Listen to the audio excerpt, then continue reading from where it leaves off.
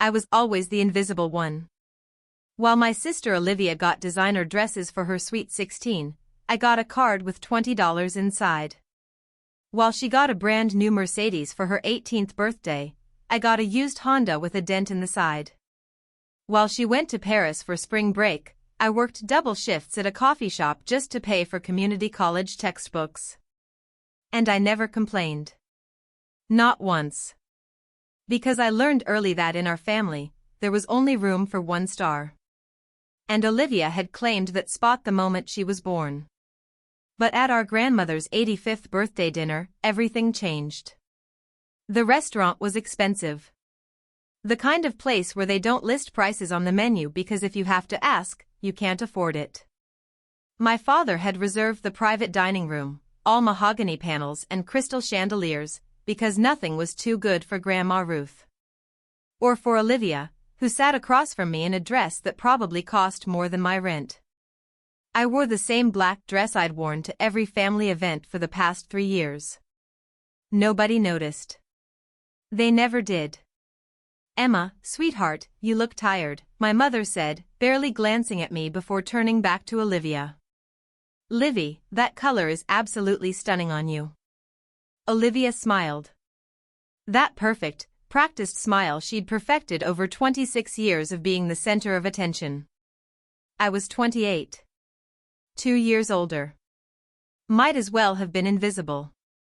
"So, Emma," my Aunt Carol said, and I was genuinely surprised she remembered I was there. "Still working at that little coffee shop?" "Actually, I manage 3 locations now," I said quietly. "Oh. How nice." She said it the way people say how nice when they mean how disappointing. Then she turned to Olivia. "And you, darling? How's the art gallery job your father got you?" I took a sip of water. Held my tongue. Like always. If you're enjoying this so far, don't forget to like this video and watch till the end. I'd love to hear your thoughts. The dinner progressed like every family gathering had for the past decade. Olivia talked about her trips, her boyfriend Marcus who came from old money, her plans to maybe start her own gallery someday. Maybe. When she felt like it. No rush. My father hung on every word. My mother nodded along like Olivia was reciting scripture. My grandmother, at least, asked me how I was doing. Really asked. Looking me in the eyes. "I'm good, Grandma." "Really good, actually." "You look happy," she said, squeezing my hand. "That's all that matters." Olivia rolled her eyes when she thought no one was looking. But I saw. I always saw. "So, Dad," Olivia said, twirling her wine glass. "Marcus and I were thinking about taking a trip to the Amalfi Coast next month. His family has a villa there." "That sounds wonderful, sweetheart," Dad said. "The thing is, I'm a little short on spending money. The gallery doesn't pay much, you know?" I almost laughed. The gallery didn't pay much because she showed up 3 days a week, if that. But I stayed quiet. "How much do you need?" Dad reached for his wallet. "Maybe 5,000? Just for shopping and dinners and things." $5,000? I couldn't stop myself. The words just came out. Everyone turned to look at me like I'd started speaking Mandarin. "What?" Olivia's eyes narrowed. "Nothing. It's just, that's a lot of money for a vacation." "It's not a vacation, Emma. It's a cultural experience." "But you wouldn't understand that, would you? You've never been anywhere." The table went quiet. My mother cleared her throat. "Emma, I don't think, it's fine," I said. "You're right, Liv. I've never been to Italy. Or anywhere," Olivia added, twisting the knife. "You just work and work and work. It's actually kind of sad." My father pulled out his checkbook. Started writing. I watched him sign it. $5,000. Just like that. He'd told me no when I asked for $500 to help with my tuition 6 years ago. Said I needed to learn financial responsibility. Said struggle builds character. Apparently, only my struggle built character. Olivia's just needed to be bankrolled. Thank you, Daddy, Olivia cooed, kissing his cheek. I cut into my salmon and said nothing. So, Emma, my Aunt Carol said, clearly trying to change the subject. Are you still in that tiny apartment in Queens? Actually, I said, setting down my fork. I just bought a place. Oh. My mother looked mildly interested. A condo? A penthouse. The word hung in the air like smoke. A what? Olivia laughed. You bought a penthouse? You? Yes. Where? In some building in the middle of nowhere? Tribeca, I said calmly. My father's fork clattered against his plate. Tribeca? My mother's voice went up an octave. Emma, that's one of the most expensive neighborhoods in Manhattan, my Aunt Carol finished, her eyes wide. Emma, how could you possibly? I said simply. And invested. And worked. A lot. Olivia's face was turning red. You're lying. I'm not. There's no way you could afford a penthouse in Tribeca. Those go for millions. 4.2 million, I said, meeting her eyes. I closed last week. The silence that followed was deafening. My father stared at me like he'd never seen me before. My mother's mouth was literally hanging open. Aunt Carol had frozen with her wine glass halfway to her lips. But Olivia. Oh, Olivia's face was something I would remember for the rest of my life. You're lying, she said again, her voice shaking. You're making this up for attention. I pulled out my phone. Opened my photos. Slid it across the table. The photos showed everything. The floor-to-ceiling windows overlooking the Hudson. The marble kitchen. The 3 bedrooms. The rooftop terrace with views of the entire city. My father picked up the phone with trembling hands. Swiped through the images. This is. Emma, how is this possible? I told you. I saved. I invested. I've been working on this for 10 years. 10 years? My mother shook her head. We gave you nothing. How could you, exactly, I said softly. You gave me nothing. So I learned to give myself everything. Olivia stood up so fast her chair scraped against the floor. This isn't fair. Livy, sit down, my father said, but his voice was weak. No. This isn't fair. I'm supposed to be the successful one. I'm supposed to be the one with the nice things. You have nice things, I said calmly. You have everything you've ever wanted handed to you. But you have a penthouse. She was screaming now. People in the main dining room were definitely hearing this. A penthouse in Tribeca. How is that even possible? Olivia, please, my mother started. No. I want to know how she did this. How did you, she pointed at me like I was something disgusting, manage to buy a $4 million apartment? You really want to know? Yes. I learned to code. Taught myself, actually, since I couldn't afford college after my first year. Started freelancing. Built websites, apps, platforms. Started my own development company 5 years ago. We specialize in AI integration for small businesses. Last year, we grossed $8 million. This year, we're projected to hit 12. The silence was so complete I could hear someone's phone buzzing in their purse. 8 million. My father's voice was barely a whisper. Gross, not net, I clarified. But yes. You run a tech company? Aunt Carol leaned forward. Emma, why didn't you tell anyone? I tried, I said, and I couldn't keep the bitterness out of my voice. 3 years ago at Christmas, I mentioned I'd started a company. Dad asked if I was doing one of those pyramid scheme things and told me to get a real job. So I stopped mentioning it. My mother's face went pale. Emma, I don't remember. I do. I remember all of it. Every dinner where you asked about Olivia's gallery job and didn't ask about my work. Every birthday where she got thousands and I got a card. Every time you told me I needed to be more like her. More social. More put together. More worth your attention. That's not fair, my mother whispered. Isn't it? Olivia slammed her hands on the table. So what, you bought a penthouse just to show off? To rub it in our faces? I bought a penthouse because I wanted one. Because I earned it.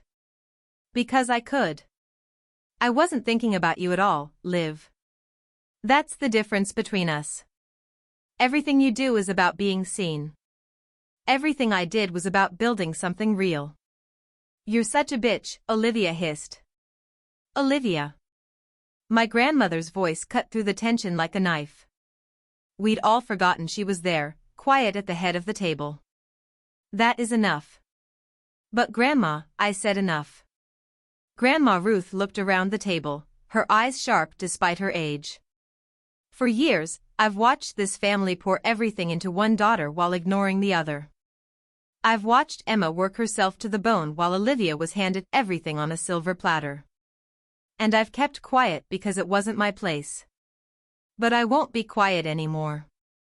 Mom, that's not what we were doing, my father protested. Isn't it, Michael? When was the last time you asked Emma about her life? Her work? Her dreams? When was the last time you celebrated her accomplishments instead of just expecting her to handle everything on her own? My father looked down at his plate. That's what I thought. Grandma reached over and took my hand. Emma, I am so proud of you. And I'm sorry we made you feel invisible. Tears burned in my eyes. Thank you, Grandma. This is bullshit, Olivia spat. You're all acting like she's some kind of hero. She probably got lucky. Or maybe, her eyes lit up with malice, maybe she's lying about all of it. Maybe those photos are fake. Maybe they're not fake, my Aunt Carol said quietly. She was looking at her phone, her face pale. I just looked up the sale. It's public record. Emma Catherine Miller purchased Penthouse 4B at 157 Franklin Street for $4.2 million. Cash sale. Closed last Thursday. Cash? My mother's voice was faint. All cash, Aunt Carol confirmed, still staring at her phone like it might explode. Emma, how much money do you have? I didn't answer. Some things should stay private. But Olivia wasn't done. Fine. Fine. So you have money. So you bought a fancy apartment. Good for you, Emma. But you know what you don't have? You don't have what I have. You don't have a relationship. You don't have friends. You don't have a life. You're just lonely. With your money and your empty apartment and your pathetic little existence.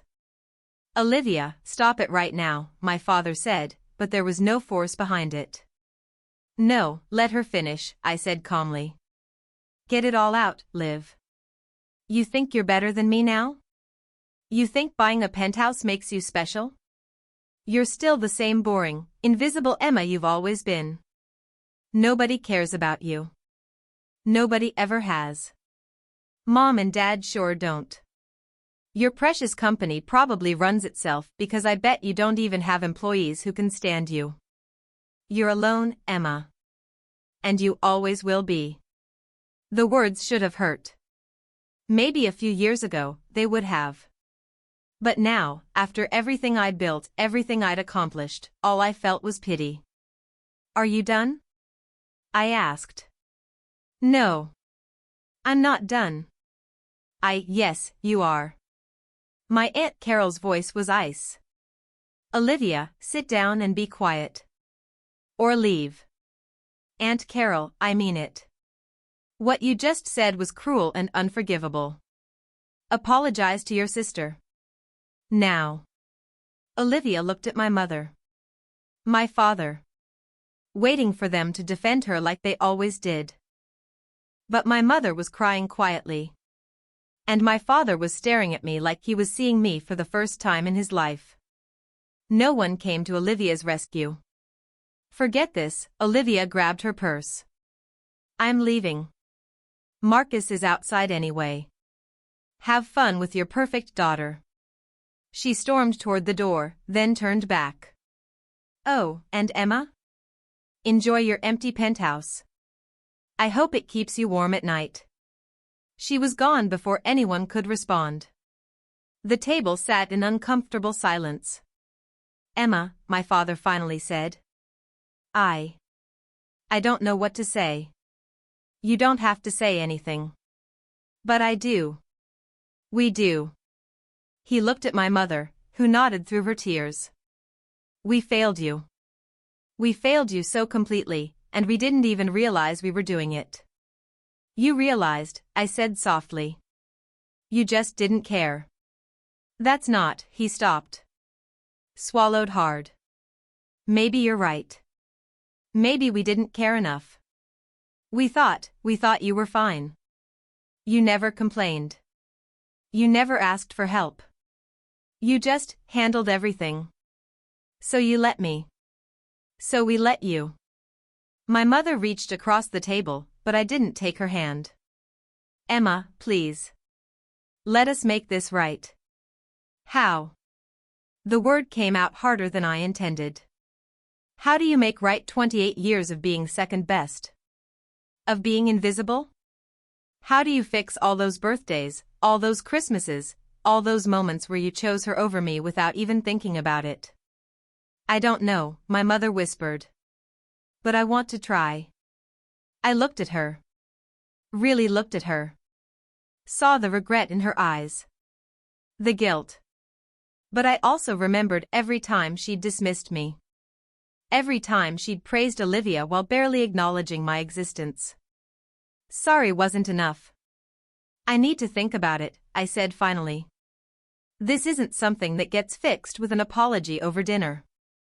Fair enough, my father said, his voice rough. That's more than fair. Grandma Ruth squeezed my hand again. Why don't you tell us about this company of yours? I want to hear everything. So I did. I told them about teaching myself to code in the early mornings before my shifts at the coffee shop. About my first client, a local bakery that needed a website. About how I slowly built a portfolio, working 18-hour days, surviving on ramen and determination. I told them about landing my first major client, a mid-size retail company that needed their entire system overhauled. About using that money to hire my first employee. Then my second. Then my 10th. I told them about the night I realized I'd made my first million. How I'd sat alone in my tiny apartment and cried because I had no one to celebrate with. I told them about the risks I'd taken, the investments that paid off, the ones that didn't. About the nights I'd been so tired I'd fallen asleep at my desk. About the rejection, the self-doubt, the fear that I was fooling myself. But I also told them about the triumphs. About the day my company got written up in TechCrunch. About landing a contract with a Fortune 500 company. About hiring my 50th employee and realizing I'd built something real, something lasting, something mine. My parents listened to every word. And for the first time in my life, I felt seen. When I finished, my father was wiping his eyes. Emma, I'm so sorry. For all of it. For not seeing what you were doing. For not supporting you. For not being the father you deserved. I'm sorry too, my mother added. We were so focused on Olivia, on making sure she had everything she wanted, that we forgot you needed us too. Even if you didn't ask. Especially because you didn't ask. I learned not to, I said simply. Every time I asked for something, I was told no. So I stopped asking. The guilt on their faces was almost painful to watch. Almost. Can we start over? My mother's voice was small. Please? I know we can't undo the past, but maybe we can build something new? I thought about it. Really thought about it. Part of me wanted to say no. To let them feel the weight of their choices. To walk away and never look back. But another part of me, the part that was still that little girl desperate for her parents' love, wanted to say yes. I don't know yet, I said honestly. I need time. We understand, my father said. Take all the time you need. Aunt Carol raised her glass. A toast. To Emma. For building an empire while we weren't paying attention. For proving that success isn't handed to you, it's earned. And for being stronger than all of us combined. We clinked glasses. But even as I smiled, even as I accepted their congratulations, I knew this wasn't over. Because Olivia wasn't the type to let something like this go. And I was right. The next morning, I woke up to 73 text messages. Most were from Olivia. A mix of rage, accusations, and desperate attempts at manipulation. The first one, how dare you embarrass me like that in front of everyone? Then, you knew I was going through a hard time and you just had to show off. Then, I can't believe you're so selfish. After everything Mom and Dad did for you. I almost laughed at that last one. Everything Mom and Dad did for me? Like what? Ignore me for 28 years? I kept scrolling. You're such a fake.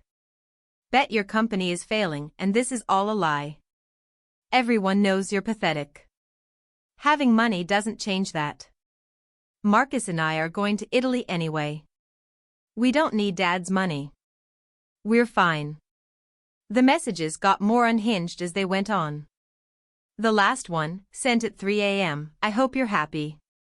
You've ruined everything. I deleted them all without responding. But there were other messages too.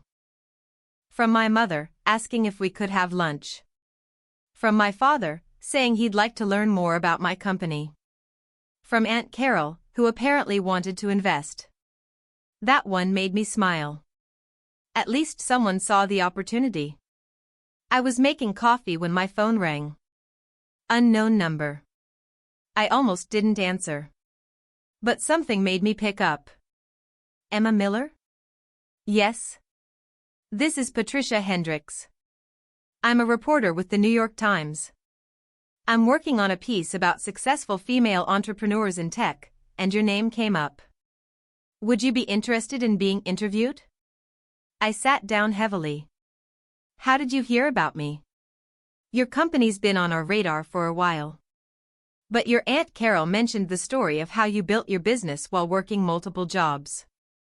It's exactly the kind of inspiring content we're looking for. Aunt Carol. Of course. I'd have to think about it. Of course. But Emma? From what I've learned about your company, what you've built is remarkable. More people should know about it.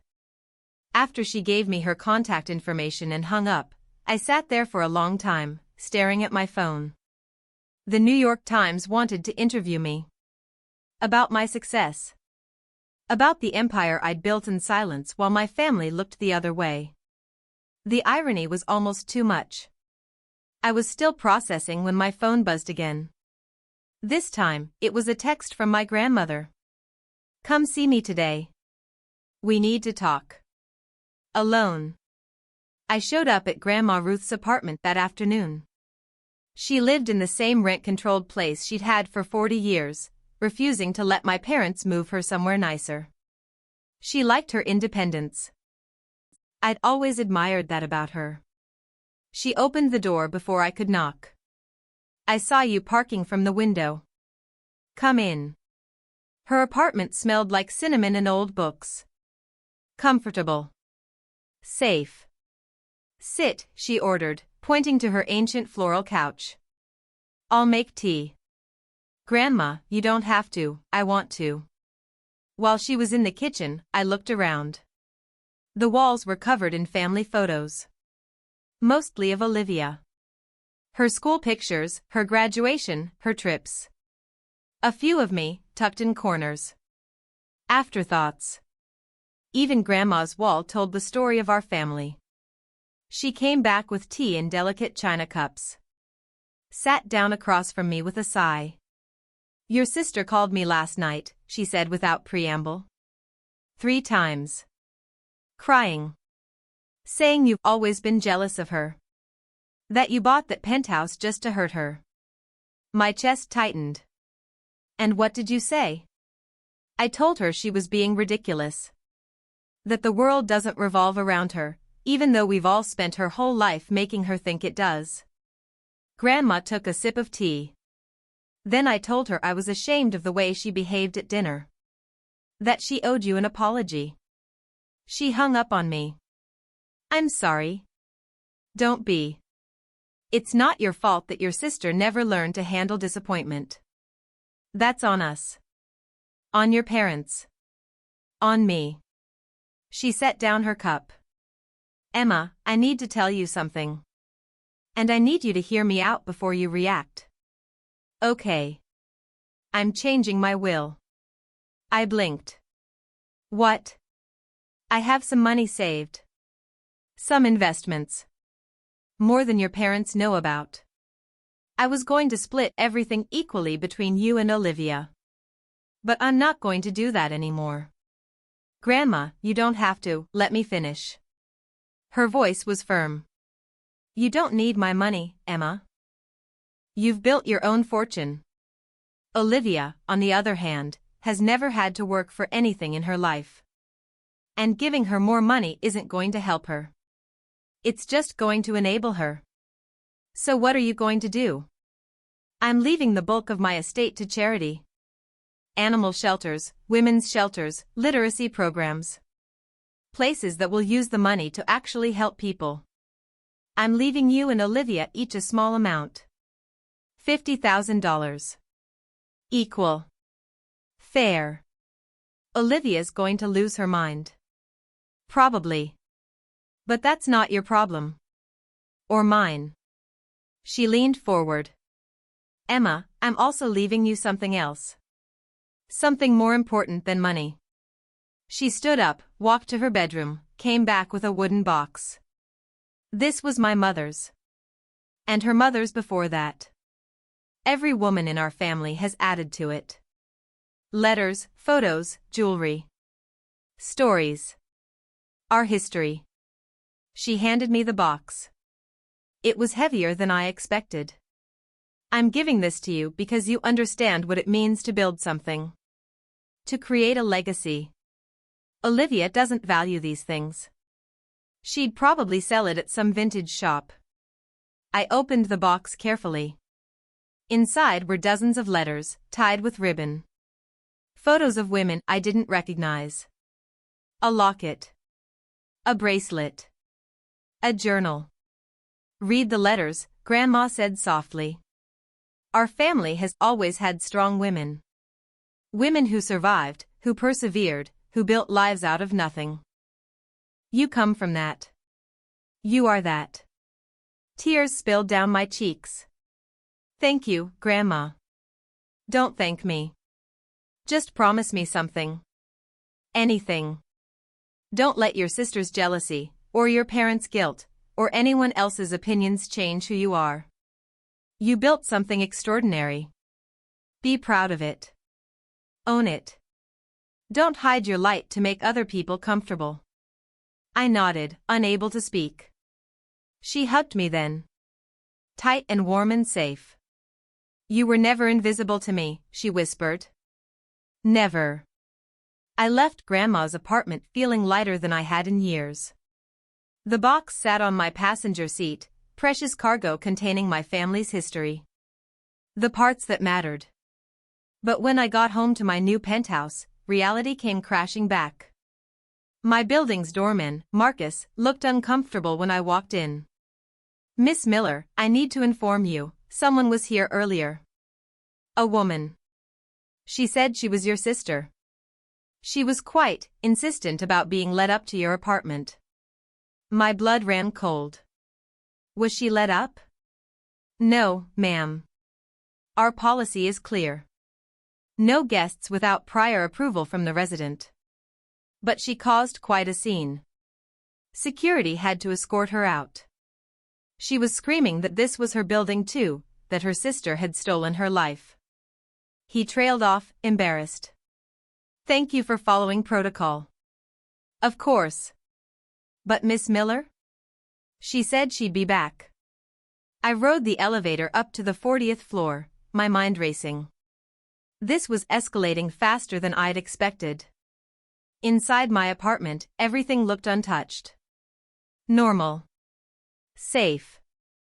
But I didn't feel safe. I walked to the floor-to-ceiling windows overlooking the city. My city. The place I'd fought so hard to make my own.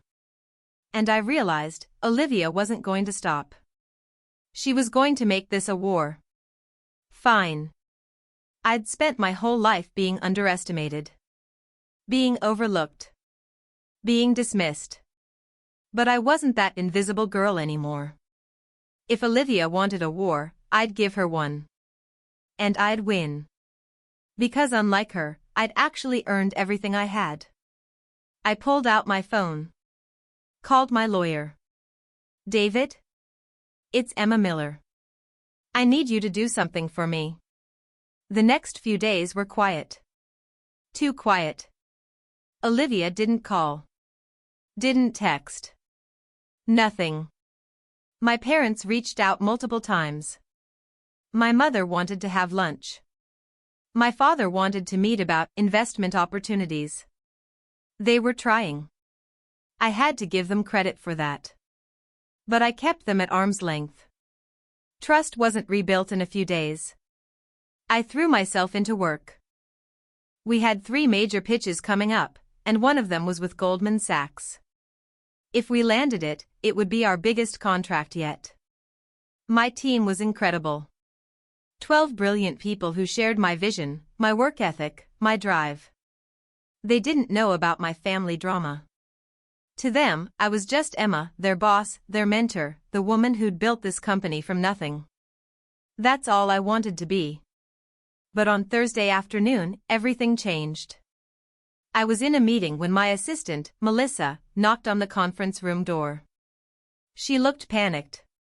Emma, I'm so sorry to interrupt, but there's a situation. What kind of situation? There's a woman in the lobby. She says she's your sister. She's demanding to see you.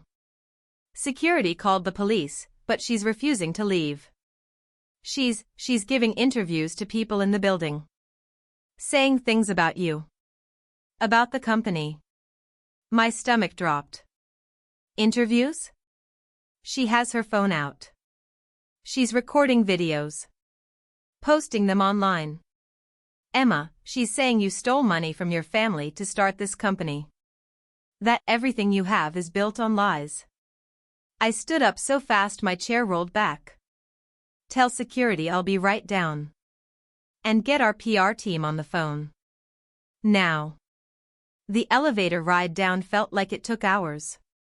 When the doors opened, I heard her before I saw her. And she just took the money. She pretended to be poor while stealing from our family. From our grandmother. Emma Miller is a fraud. I stepped into the lobby. Olivia was standing in the center, phone held high, recording herself. A small crowd had gathered. Some were filming her on their own phones. Olivia. She spun around. Her eyes were wild. Manic. There she is. The thief. The liar. You need to leave. Now. Or what? You'll call security? Oh wait, you already did. She laughed, shrill and unhinged. But they can't stop me from telling the truth. Everyone needs to know what you really are. I kept my voice calm. Level. I've never stolen anything from anyone. Everything I have, I earned. Lies. She shrieked it. Actually shrieked. You took Grandma's money. You probably forged checks from Mom and Dad. I have documentation of every dollar I've ever earned or spent. My business has been audited multiple times by the IRS. All public record. Unlike you, I actually pay my own bills. That hit her hard. You bitch, she hissed, stepping closer. You've always been jealous of me. Always. And now you're trying to ruin my life. I'm not trying to ruin anything. I'm just living my life.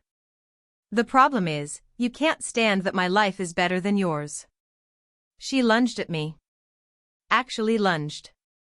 Security grabbed her before she could make contact, but not before she'd knocked my phone out of my hand. Miss, we need you to leave immediately, the head of security said, his voice firm. Let go of me. Emma, you bitch. I'll make you pay for this. They escorted her out, still screaming. The crowd stood in stunned silence. I picked up my phone. Noticed the cracked screen. Great. Show's over, I said quietly, and walked back to the elevator. But I knew it wasn't over. Not even close. By that evening, Olivia's videos had gone viral. Not in the way she'd intended. The internet is a strange place. Sometimes it tears people down. Sometimes it builds them up. And sometimes, it sees through the bullshit. Comments flooded in, this girl is clearly unhinged. Feel bad for her sister. Wait, she's mad because her sister is successful? That's wild. The entitlement is insane. Somebody check on Emma. Having a sister like this must be exhausting. A few people defended Olivia. Mostly talking about family loyalty and how I should be helping her, not showing off. But they were drowned out by thousands of others who saw exactly what was happening. A spoiled woman having a public meltdown because someone else succeeded. My PR team was in crisis mode, but I told them to stand down. Let it play out, I said during our emergency call. Sometimes the best response is no response. Emma, she's making serious accusations. Fraud. Theft. We need to, she has no proof because nothing she's saying is true. Our financials are spotless. Any journalist who investigates will find that out in 30 seconds. Let them investigate. Let them see that I built this company legitimately. The truth is our best defense. Melissa hesitated. You're sure? I'm sure. That night, I poured myself a glass of wine and sat by my windows, watching the city lights. My phone wouldn't stop buzzing. Messages from people I hadn't talked to in years. Old college friends. Former coworkers. Even my high school guidance counselor, who apparently had seen the videos and wanted to congratulate me on my success. But there was one call I did answer. Emma? It's Marcus. I sat up straight. Marcus. Olivia's boyfriend. The one from Old Money who supposedly adored her. Hi, Marcus. I need to apologize. For Olivia. For today. For everything. You don't need to apologize for her. I kind of do. He sighed. We broke up. Last night, actually. After I found out what she's been saying about you. The lies she's been spreading. Oh. Yeah. I've been with Olivia for 2 years, and I've watched her become more and more. I don't know. Entitled? Bitter? Today was the last straw. What she did to you in that lobby.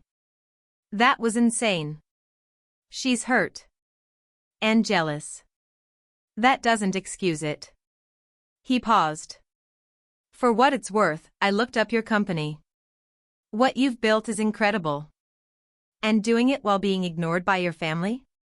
While being compared to Olivia constantly? That's remarkable. Thank you. Olivia could have had that too, you know. That drive. That ambition. But she never wanted to work for anything. She just wanted it handed to her. Another pause. I'm sorry I didn't see it sooner. It's not your fault. Maybe not. But I enabled her. We all did. He cleared his throat. Anyway, I just wanted you to know that I'm sorry. And that what Olivia's saying about you. None of it's true. I'll testify to that if I need to. After he hung up, I sat there for a long time, processing. Even Olivia's boyfriend had left her. Part of me felt bad for her. Despite everything, she was still my sister. But a bigger part of me felt relief. Because maybe, finally, people were seeing her for who she really was. The next morning, I woke up to my phone exploding again. But this time, it was good news. The New York Times article had dropped. From coffee shop to C-suite, how Emma Miller built a tech empire in silence, the article was beautiful. Patricia had interviewed not just me, but my employees, my first clients, even the owner of the coffee shop where I'd worked for years. They all told the same story, a young woman with determination, intelligence, and an unbreakable work ethic. There was no mention of Olivia. Or my family. Just my accomplishments. Within hours, it was trending on Twitter. Business Insider picked it up. Forbes reached out for a follow-up interview. TechCrunch wanted me on their podcast. My inbox flooded with messages from venture capitalists, potential clients, speaking invitations. Harvard Business School invited me to give a guest lecture. Me. The girl who couldn't afford to finish community college. Melissa called at 8 a.m., breathless. Emma, we've had 17 inquiries for new contracts just this morning. 17. And Goldman Sachs moved up our pitch meeting. They want to see us tomorrow instead of next week. Tomorrow? They said, and I quote, "We want to meet the woman who built an $8 million company while serving lattes." I laughed. Actually laughed. Set it up. Already done. Also, you're going to want to check Instagram. Why? Just check. I opened Instagram. My follower count had jumped from 300 to 30,000 overnight. My DMs were full of messages from women thanking me for being an inspiration. Telling me their own stories of being overlooked, underestimated, counted out. One message stood out: "My family always treated me like the backup daughter too. Seeing what you've accomplished gave me hope. Thank you for not staying quiet anymore." I read it 3 times, tears blurring my vision. This was bigger than me now. But Olivia wasn't done. On Friday afternoon, she posted a long statement on Facebook. Her profile was public, and the post quickly made its rounds. "To everyone defending my sister Emma, you don't know the real story. You don't know how she manipulated our family, stole opportunities from me, and built her empire on the backs of people she betrayed. Emma has always been jealous of me. She's always wanted what I have. And now she's convinced the world that she's some kind of self-made hero when really, she's just a snake who used our family's resources and connections while pretending to be poor. She's a liar. A fraud. And I'm going to prove it." I screenshotted it. Sent it to my lawyer. "David? We need to talk about a defamation lawsuit. I was hoping you'd say that. I've been documenting everything. She's made multiple provably false statements. We have grounds. Draw up the papers. Emma, are you sure? She's your sister. She stopped being my sister the moment she tried to destroy my reputation with lies. Do it." That evening, my parents showed up at my penthouse unannounced. The doorman called up first, thankfully. "Miss Miller? Your parents are here. Should I send them up?" I almost said no. Almost. "Give me 5 minutes, then send them up." I used those 5 minutes to compose myself, to prepare for whatever was coming. When I opened the door, they looked small, diminished somehow. My father's shoulders were slumped. My mother had clearly been crying. "Can we come in?" Dad asked. I stepped aside. They walked through my apartment slowly, taking it in. The space. The views. The evidence of the life I'd built without them. "Emma, this is..." My mother touched the marble counter in the kitchen. "This is beautiful. Thank you." "We saw Olivia's post," Dad said, getting straight to it. "That's why we're here." I figured. It needs to stop. This feud between you two. It's tearing the family apart. Something cold settled in my chest. Tearing the family apart? Dad, the family was already torn apart. You just never noticed because you were too busy worshipping Olivia to see what it was doing to me. That's not fair, isn't it? I crossed my arms. She's posting lies about me online. She attacked me in my own building. She's trying to destroy my business with completely fabricated accusations. And you're here asking me to stop the feud? We're asking you to be the bigger person, Mom said quietly. I am being the bigger person. I'm not posting about her. I'm not making up lies. I'm not showing up at her job and screaming at her. All I did was exist successfully, and she can't handle it. She's hurting, Mom pleaded. She's lost Marcus. She feels like she's lost everything. She has everything. Everything she's ever wanted was handed to her on a silver platter. The only thing she's lost is the ability to claim she's better than me. Emma, no. I cut my father off. No. I'm done making myself smaller to make Olivia feel bigger. I'm done being invisible so she can shine. I'm done apologizing for succeeding. If Olivia is hurting, that's on her. And frankly, it's on you too for raising her to believe the world owed her everything. The silence was heavy. My mother wiped her eyes. We came here to ask you not to sue your sister. Excuse me? Your Aunt Carol told us you're filing a defamation suit. Emma, please. Don't do this. She's family. She defamed me publicly. Multiple times. That's illegal, Mom. Family or not. But a lawsuit will ruin her, Dad said. She doesn't have money for lawyers. She doesn't have consequences, I finished. That's the problem. She's never had consequences for her actions. Well, now she does. If you do this, she'll never forgive you, Mom warned. Good. Because I'll never forgive her either. Or you. My mother flinched. Us? You enabled this. Every step of the way. You created Olivia. You turned her into someone who thinks the world revolves around her. And now you're standing in my home that I bought with money I earned, asking me to just take it. To let her destroy me to protect her feelings. We're asking you to have compassion, Dad said. Where was your compassion when I was working 3 jobs to pay for school? Where was it when I was eating ramen for months because I couldn't afford both food and rent? Where was it every single time you chose her over me? They had no answer. The lawsuit is happening, I said firmly. My lawyer already has everything documented. Olivia made her choices. Now she has to live with them. Then you're choosing to lose your family, Mom said, her voice breaking. No. You chose to lose me a long time ago. I'm just done pretending it didn't happen. I walked to the door. Opened it. I think you should go. My father looked like he wanted to argue. But something in my face stopped him.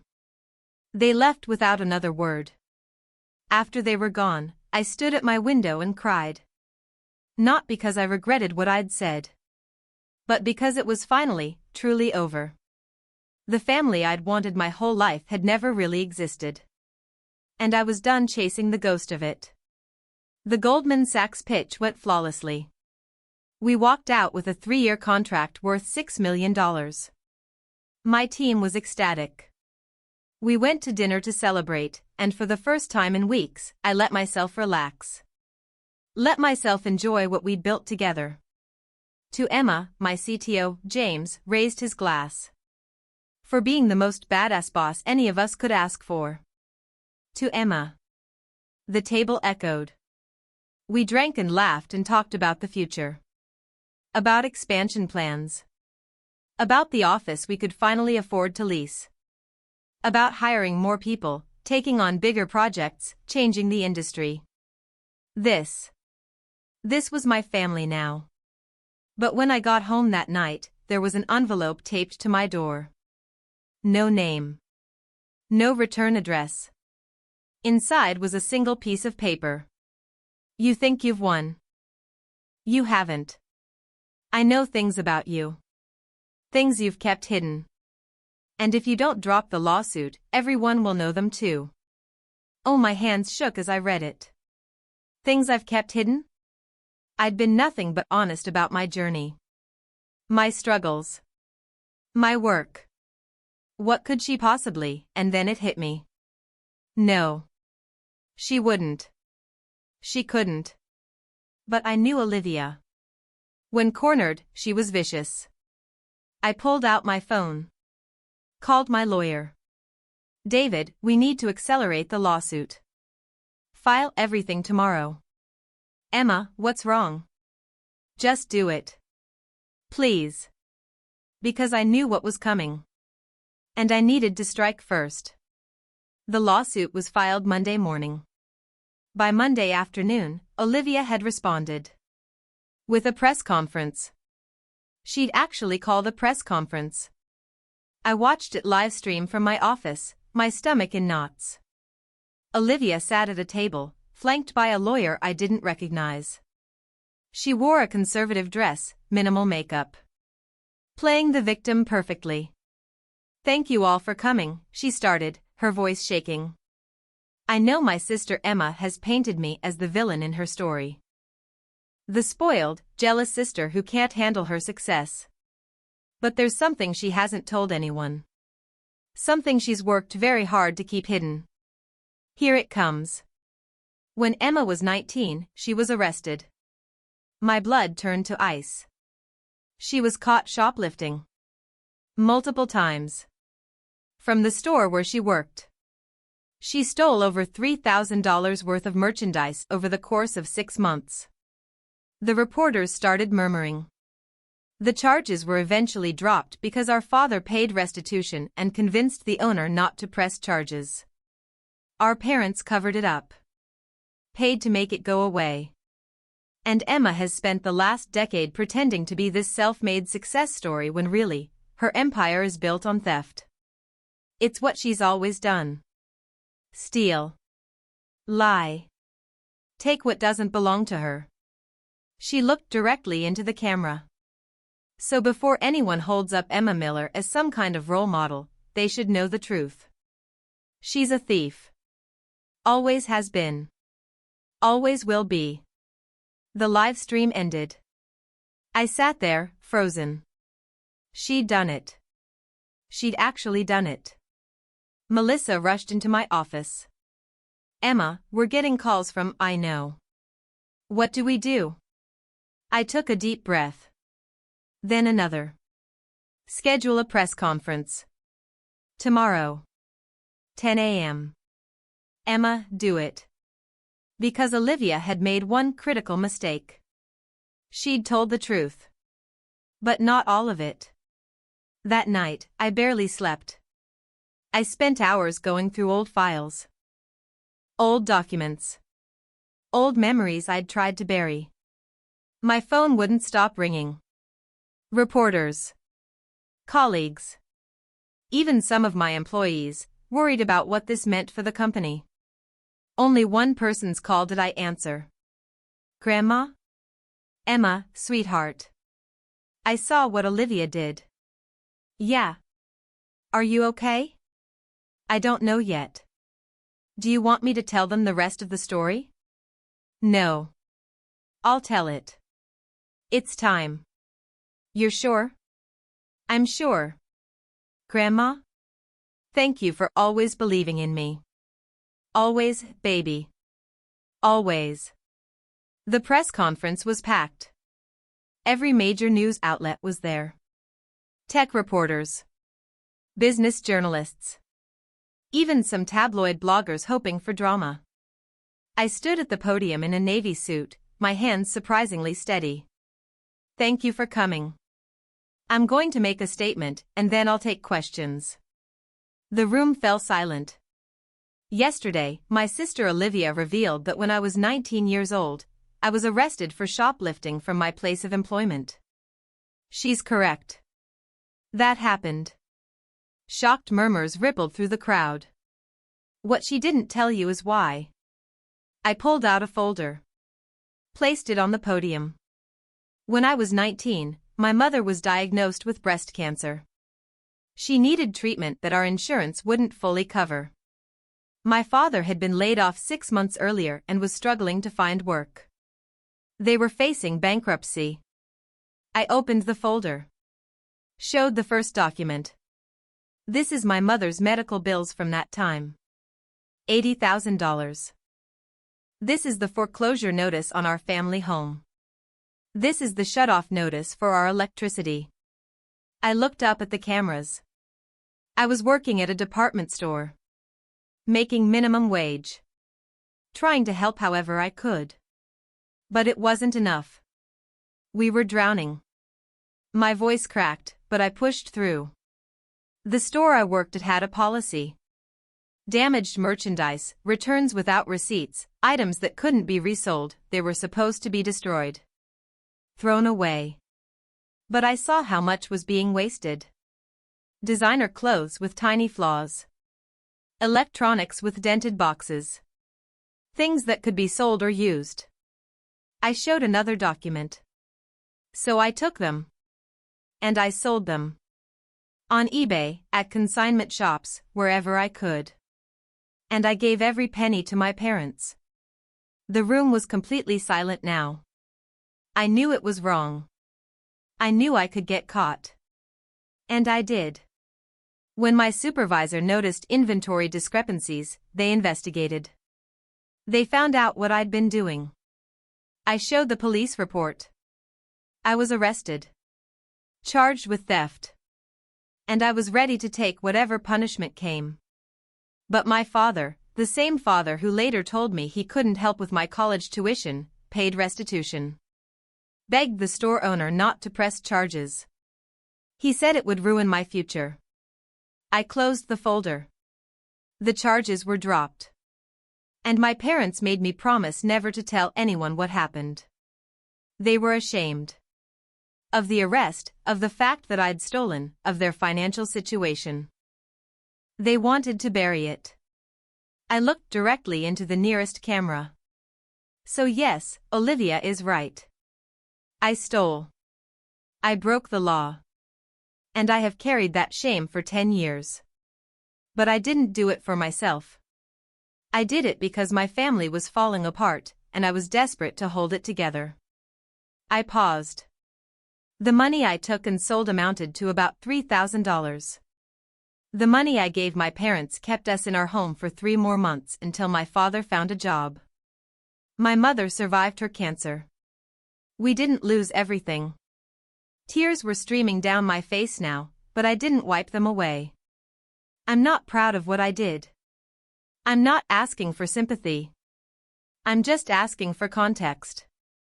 Because Olivia told you one truth and left out all the others. She told you I'm a thief, but she didn't tell you I was a desperate teenager trying to save her family. The same family that, 5 years later, gave her a Mercedes while I drove a Honda with a broken air conditioner. I gathered my papers. I understand if this changes how people see me. I understand if clients want to end their contracts. I understand if my reputation is damaged beyond repair. But I won't lie about my past anymore. I won't carry someone else's shame. I did what I thought I had to do at 19 years old. And I've spent every day since trying to build something honest and real and good. I stepped back from the podium. I'll take questions now. The room erupted. Hands shot up everywhere. Voices overlapped. I pointed to a woman in the front row. Miss Miller, did your parents know you were giving them stolen merchandise? No. I told them I'd picked up extra hours. I didn't want them to know. When did they find out? When I was arrested. That's when everything came out. A man in the back, why didn't you tell the story when the Times interviewed you? Because I was ashamed. Because I'd been told my whole life to keep it secret. Because I thought it would destroy everything I'd built if people knew. Do you regret what you did? I regret that I couldn't find a legal way to help my family. I regret that I had to break the law. But do I regret trying to save my family from financial ruin? No. I don't. What about your sister's accusations that your business is built on theft? My business has been audited multiple times by the IRS. Every dollar has been accounted for and taxed. My company is completely legitimate. Anyone who wants to verify that can request our public financial filings. Will you still pursue the defamation lawsuit against your sister? I hesitated. Everyone leaned forward. No, I said finally. I'm dropping it. Shocked silence. Not because what she did was right. But because I'm tired. I'm tired of fighting with my family. I'm tired of this war. She wanted to destroy me, and she almost did. But I'm not going to keep feeding this cycle. It ends now. Even after she exposed your past? She didn't expose it. She weaponized it. There's a difference. But she's still my sister. And I still love her, even if she hates me. My voice broke on the last word. That's all I have to say. Thank you. I walked off the stage to a roar of questions, but I didn't look back. In my car, I finally let myself fall apart. The response was unexpected. Within an hour, was trending. People weren't condemning me. They were defending me. She was a teenager trying to save her family. That's not a villain, that's a hero. Olivia tried to destroy her sister and ended up making everyone love Emma more. The irony. The fact that Emma is dropping the lawsuit even after all this shows she's the bigger person. I would have done the same thing at 19. We all would have. But there were critics too. Theft is theft. She broke the law. Rich people always have an excuse. She's only sorry she got caught. I read them all. The good and the bad. And for the first time, I felt free. The secret I'd carried for 10 years was out. The shame I'd hidden was exposed. And I was still standing. My employees rallied around me. Every single one sent messages of support. 3 even shared their own stories of desperate times, difficult choices, things they weren't proud of. We all have pasts, James wrote. What matters is who you are now. And you're the best person I know. Clients called. Not to cancel contracts, but to express support. Goldman Sachs sent flowers with a note, character is built in adversity. Looking forward to our partnership. And then, 3 days later, I got a call from an unknown number. Hello? Emma? The voice was small. Broken. It's Olivia. I almost hung up. Almost. What do you want? She was crying. I'm so sorry. Emma, I'm so sorry. You tried to destroy me. I know. You exposed the worst moment of my life to the entire world. I know. You called me a thief. A fraud. You did everything you could to ruin me. I know. She was sobbing now. I know, and I'm sorry, and I don't expect you to forgive me, but I need you to know that I'm sorry. I was jealous and bitter and cruel, and I took it out on you, and you didn't deserve any of it. I closed my eyes. Why, Liv? Why did you hate me so much? I didn't hate you. I hated that you succeeded without help. That you built something real while I was just floating. Living off mom and dad. Going nowhere. You made me look at my own life and see how empty it was. So you tried to destroy mine? I wanted you to hurt like I was hurting.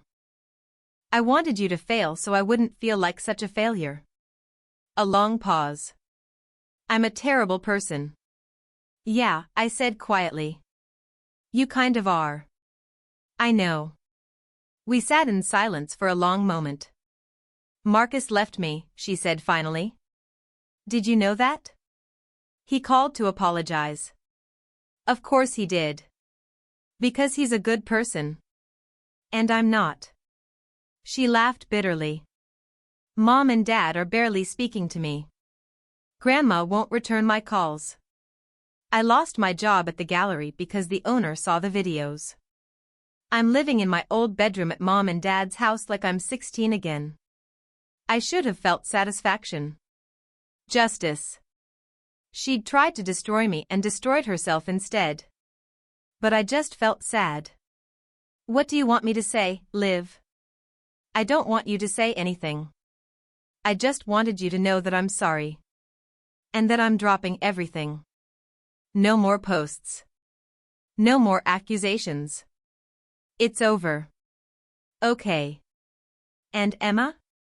What you did? When you were 19?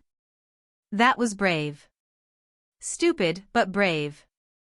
I wish I'd been half as strong as you when things got hard. She hung up before I could respond. I sat there for a long time, phone in my hand, staring at nothing. My sister had apologized. Too little, too late. But still. A week later, I met with my parents. They'd asked to see me. Separately from Olivia. We met at a coffee shop. Neutral ground. They looked older than they had just a few weeks ago. The stress showing in new lines around their eyes. Thank you for meeting us, Mom said. I nodded. We owe you more than an apology, Dad started. We owe you everything. An explanation. A real acknowledgement of what we did to you. What we put you through. Okay. Mom took a shaky breath.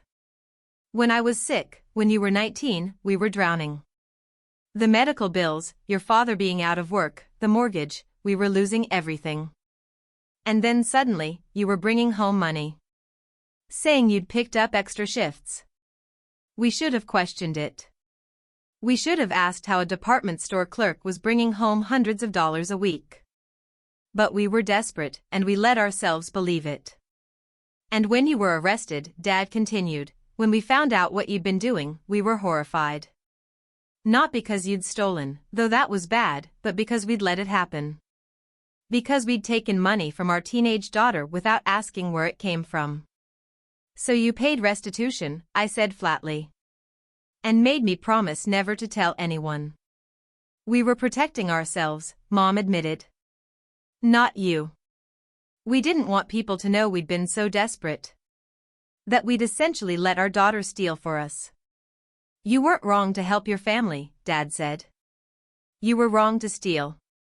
But the impulse, the love behind it, that was pure. And we punished you for it by making you hide it. By making you ashamed of trying to save us. I felt tears burning. Do you know what it did to me? Carrying that secret? Every time someone called me self-made, every time someone praised me for doing it all on my own, I heard your voices in my head saying I was a thief. That I'd started my success with stolen goods. We were wrong, Mom whispered.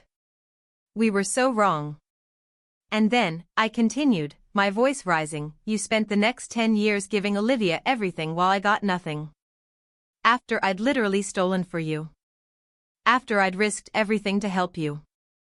You thanked me by treating me like I didn't exist. They had no defense for that. We don't have an excuse, Dad said finally. We favored Olivia. We always have. And we didn't even realize we were doing it until you bought that penthouse and forced us to see what we'd been blind to. You resented me, I said. The realization hit as I spoke. You resented me because I reminded you of the worst time in your lives.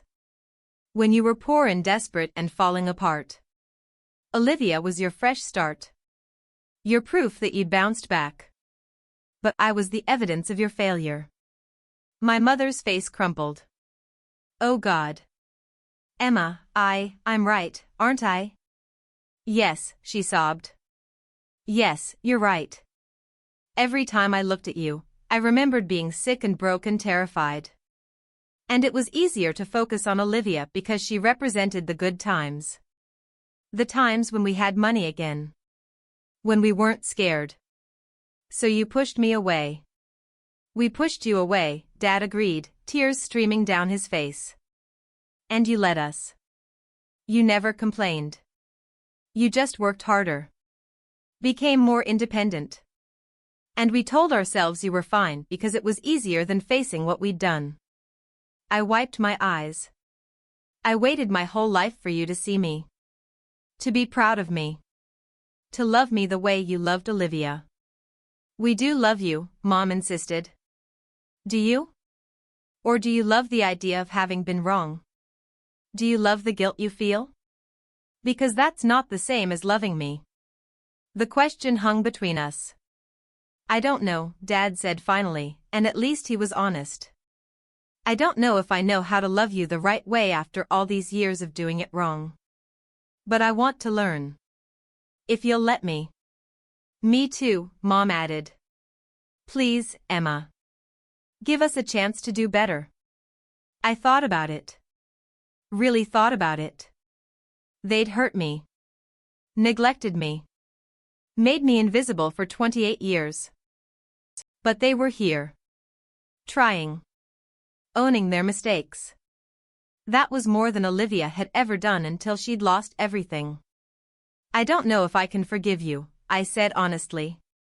Not right now. Maybe not ever. We understand, Dad said. But I'm willing to try. To see if we can build something new. Not a relationship based on you making up for the past, but something real. Something honest. Yes, Mom said quickly. Yes, anything. Then here's what I need. I need you to go to therapy. Family therapy. And individual therapy. Both of you. Because this isn't just about me and Olivia. This is about whatever made you think it was okay to favor one child so completely. They nodded. And I need space. Time. I need to build my life without worrying about whether you approve or whether you're finally proud of me. I need to be okay with me before I can let you back in. Fair, Dad said. More than fair. And if we do this, if we try to rebuild our relationship, you have to accept that I might never trust you the way a daughter should trust her parents. You broke something. It might not ever be completely fixed. We'll take whatever you're willing to give us, Mom whispered. I stood up. Then we'll start small. Coffee once a month. We'll see how it goes from there. Thank you, Dad said, standing to hug me. I let him. But I didn't hug back. Not yet. 6 months later. My company hit $15 million in revenue. We moved into a massive office space in Soho, hired 20 more people. Launched a new AI platform that was getting attention from tech giants. I was on the cover of Forbes. The article inside was titled, "The CEO Who Turned Shame into Success." I didn't love the headline, but the piece was fair. Honest. It talked about my past, my present, and my future without judgment. I framed it. Hung it in my office. Not because I was proud of the cover, though I was. But because it represented something bigger. The moment I stopped hiding. Stopped being ashamed. Started owning all of me, the good, the bad, the complicated. My relationship with my parents was better. Not great, but better. We met for coffee monthly, like I'd proposed. Sometimes the conversations were stilted and awkward. Sometimes they were almost normal. Mom had started therapy. Dad too. They were working on their shit. It would never be perfect. But it was something. Olivia and I hadn't spoken since that phone call. I'd heard through Grandma that she'd moved to California. Got a job at a small art gallery. Was actually working, apparently. 40 hours a week. Learning about bills and budgets and responsibility. Good for her. I meant it. Grandma Ruth passed away 2 months ago. Peaceful.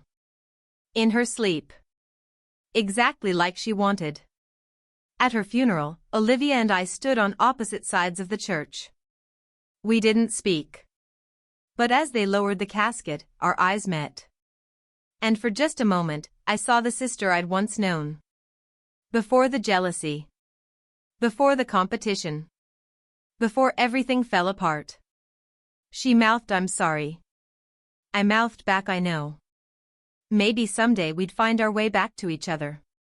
Maybe not." Either way, I was okay. After the funeral, the lawyer read Grandma's will. As she'd told me, the bulk of her estate went to charity. $500,000 split between various organizations. Olivia and I each got $50,000. Equal.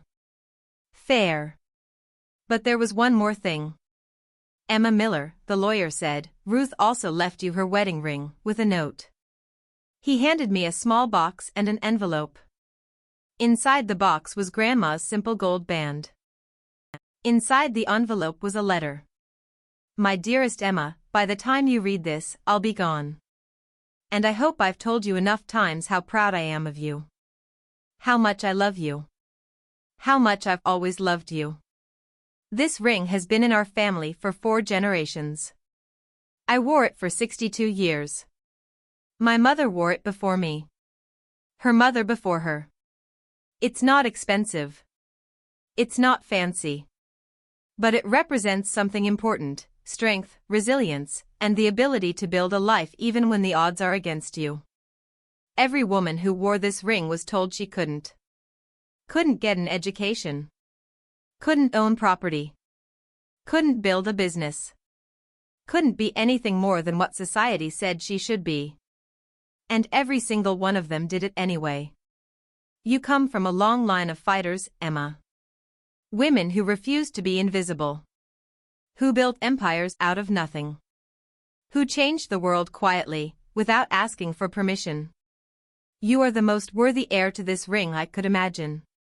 Wear it and remember, you were never invisible. Not to me. Not to the women who came before you.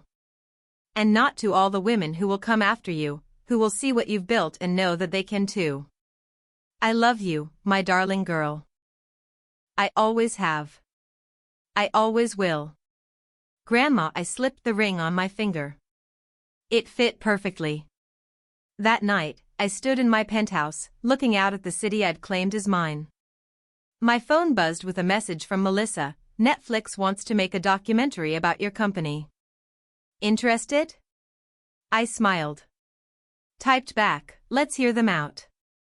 Because I wasn't hiding anymore. I wasn't shrinking to make others comfortable.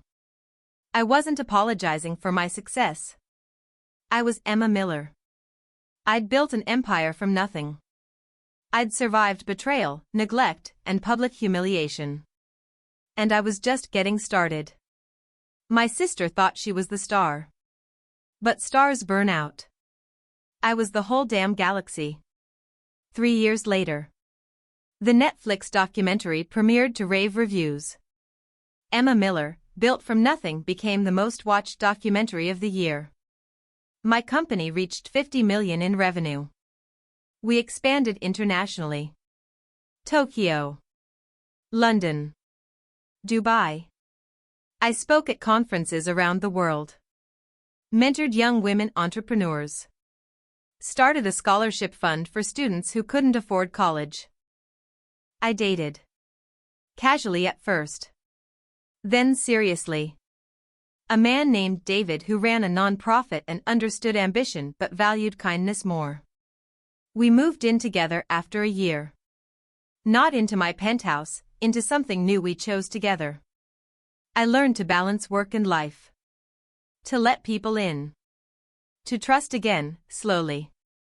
My parents and I had dinner once a month now. Real dinners. Real conversations. It wasn't perfect, but it was real. And Olivia? She sent me a message on my 32nd birthday. Happy birthday, Em. I know we're not close anymore.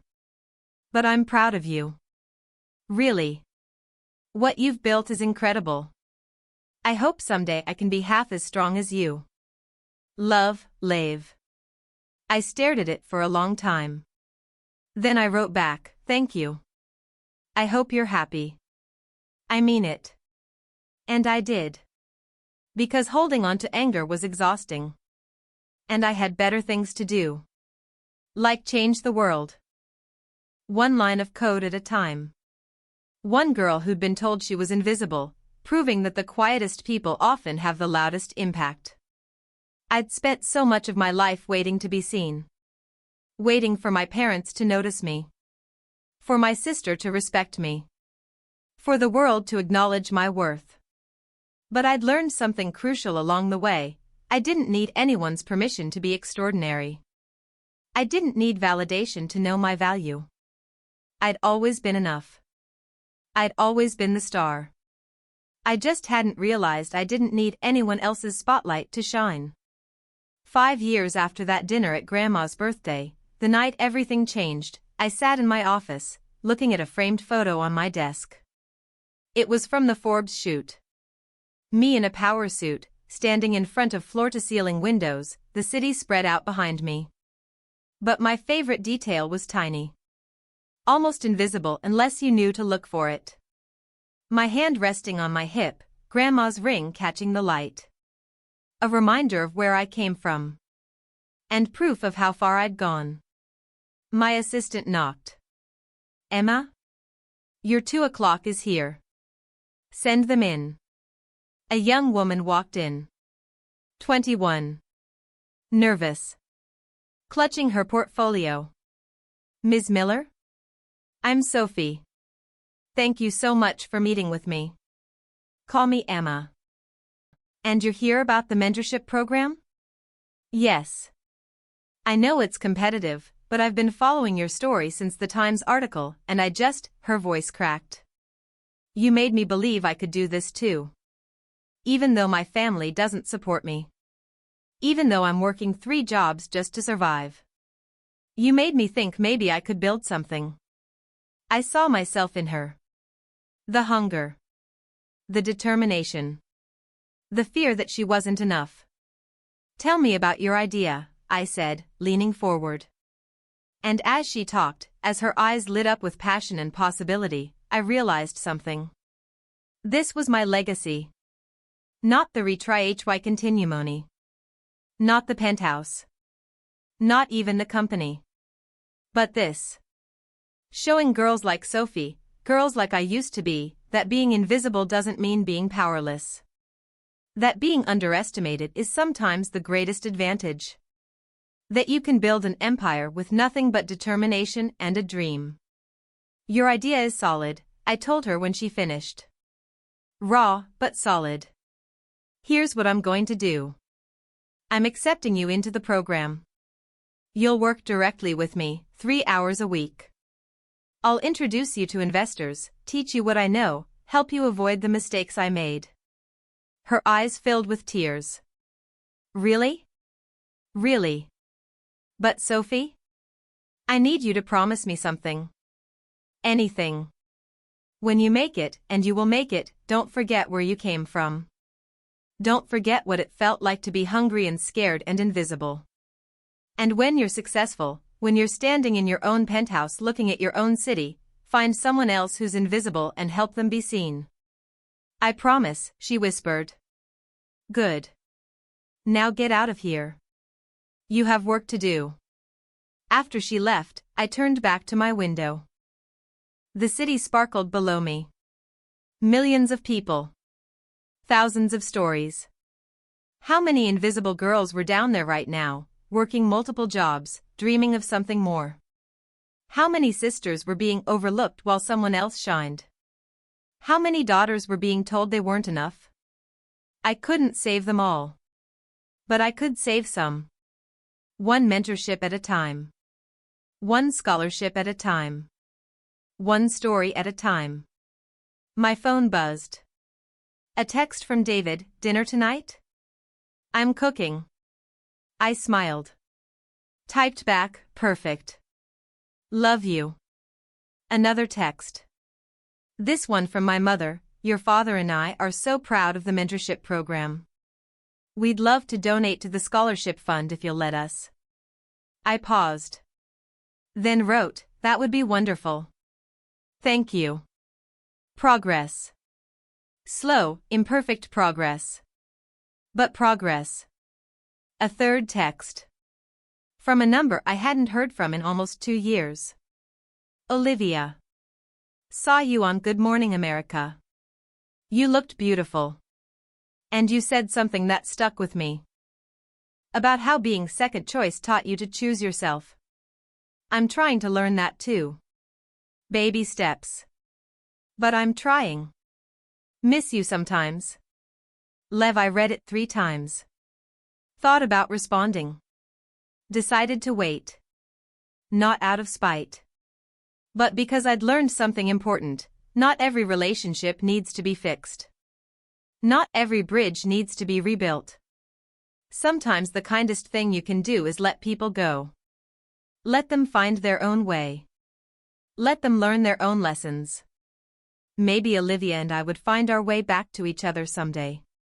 Maybe we wouldn't. Either way, I'd be okay. Because my happiness didn't depend on her anymore. It never should have. That evening, I went home to David.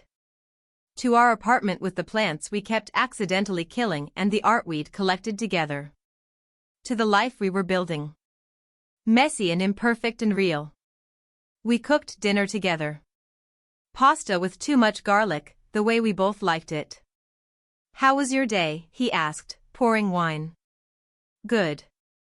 Great, actually. I accepted a new mentee. She reminds me of myself at that age. Scrappy and brilliant? Invisible and determined. I took a sip of wine. I'm going to make sure she doesn't stay invisible as long as I did. He kissed my forehead. That's why I love you. You turned your pain into purpose. Someone had to. We ate and talked about nothing important. About his day at the nonprofit. About the vacation we were planning. About the future we were building together. Normal. Beautifully, wonderfully normal. After dinner, I stood on our balcony, smaller than my penthouse terrace but somehow better because it was ours. David came up behind me, wrapped his arms around my waist. What are you thinking about? Just, how different my life is from what I imagined at 18. Better or worse? Different. I thought success would look like finally getting my family's approval. Finally being seen by the people who overlooked me. I leaned back against him. But real success is this. Building something meaningful. Helping others. Finding someone who sees me without me having to beg for it. I see you, he murmured.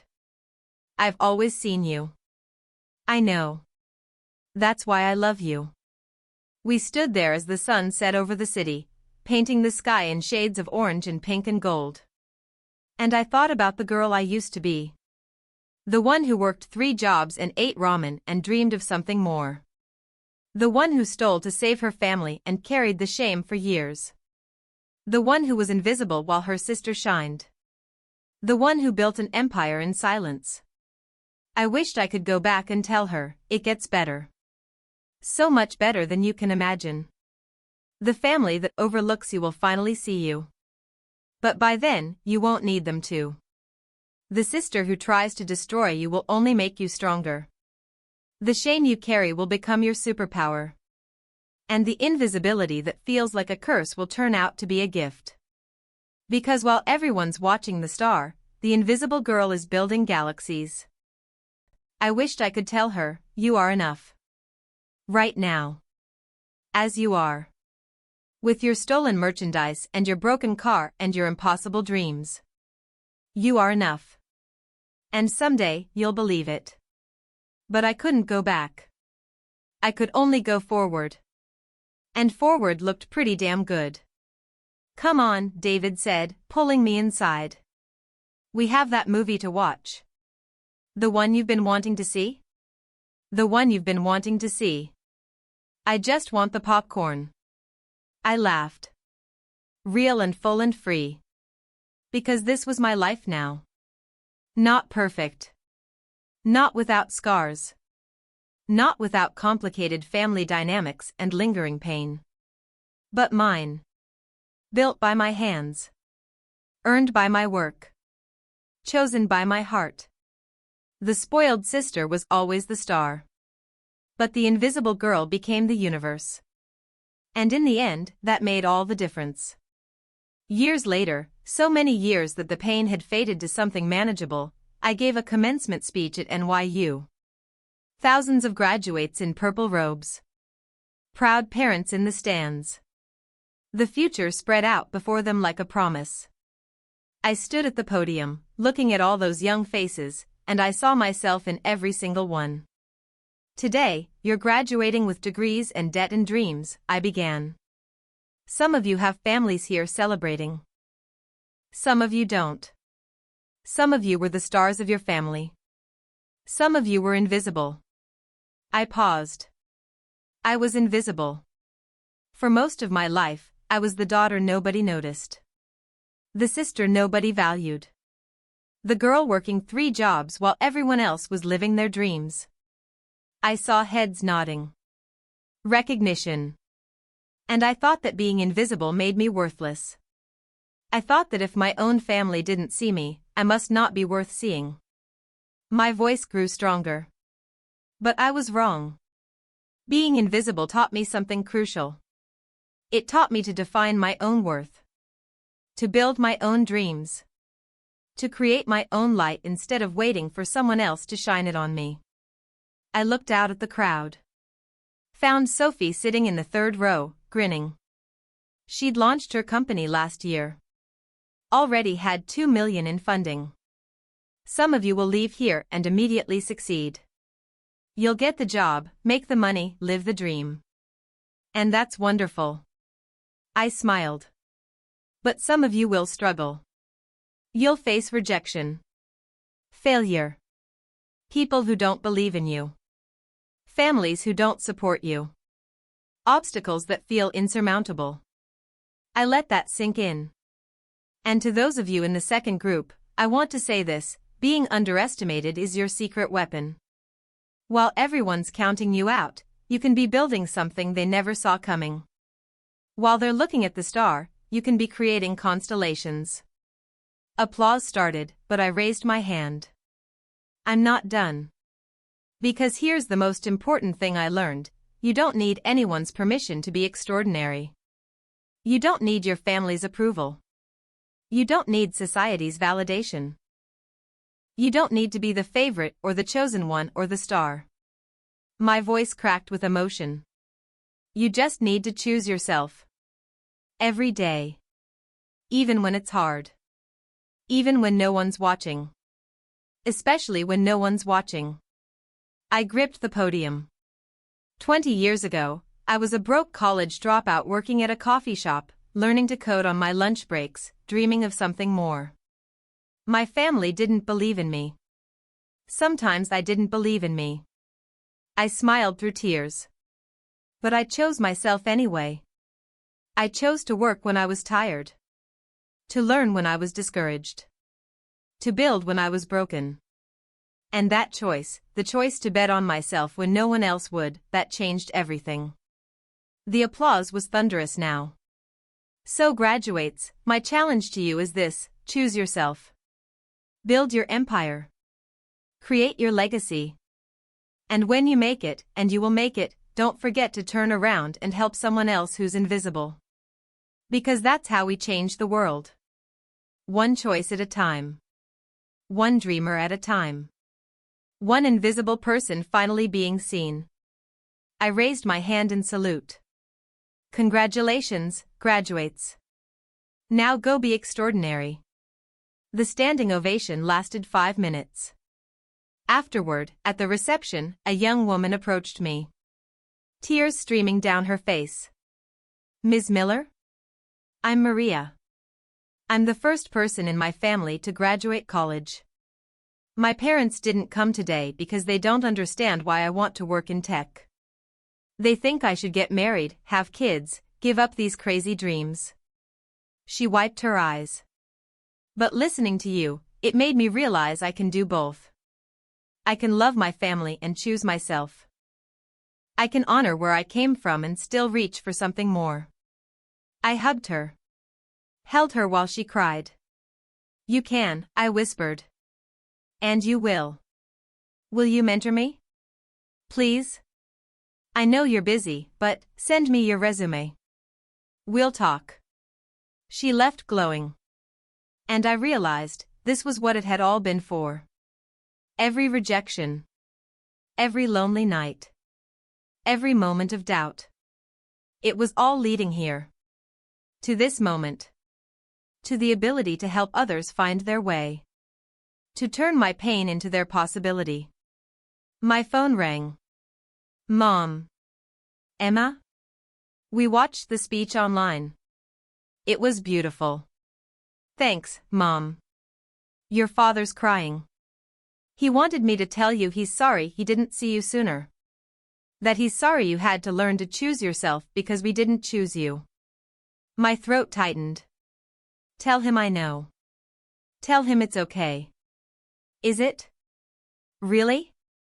I thought about it. Honest. Real. Yeah, Mom. It is. Because if you'd chosen me the way you chose Olivia, I might never have learned to choose myself. And that lesson, that skill, it's the most valuable thing I have. She was quiet for a moment. You're remarkable, Emma. I'm sorry it took me so long to see it. Me too. But I'm glad you see it now. We love you. I love you too. After we hung up, I stood there holding my phone, feeling the weight of it. Forgiveness. Not the dramatic, movie moment kind. But the slow, hard, imperfect kind. The kind where you acknowledge the hurt but choose to move forward anyway. The kind where you love people despite their failures because you've learned that everyone's just doing their best with what they have. Even when their best isn't enough. I got another text. Olivia. Watched your speech. You were incredible. I'm proud of you, sis. Always have been, even when I was too bitter to admit it. Love you. I smiled. Typed back, love you too. Come visit sometime? Really? Really. Let's try again. Slow. But let's try. I'd like that. Progress. Slow. Imperfect. But progress. That night, David and I celebrated with champagne on our balcony. To the invisible girl who became unstoppable, he toasted. To the life we built, I countered. We clinked glasses. And I looked out at the city, my city, and I thought about how far I'd come. From coffee shops to corner offices. From invisible to influential. From the girl nobody noticed to the woman everyone watched. But the most important journey wasn't external. It was internal. From believing I needed others' approval to knowing I was enough on my own. From waiting to be chosen to choosing myself. From being second best to realizing there were no rankings. Just people. All of us doing our best. All of us worthy. What are you thinking? David asked. That I'm happy. Yeah? Yeah. Really, truly happy. Not because I proved anyone wrong. Not because I got revenge or won some imaginary competition. But because I built a life I love. With people I love. Doing work that matters. He kissed me. Soft and sweet and full of promise. That's my favorite Emma thought yet. We finished our champagne as the stars came out. And I made a wish on the first one I saw. Not for more success. Not for reconciliation with my family. Not for revenge on my enemies. But for every invisible girl out there to know, you are seen. You are valued. You are enough. And someday, when you're standing on your own balcony, drinking your own champagne, celebrating your own victories, you'll look back and thank the people who overlooked you. Because being invisible taught you to build your own light. And that light? It's bright enough to illuminate the whole damn world. The end.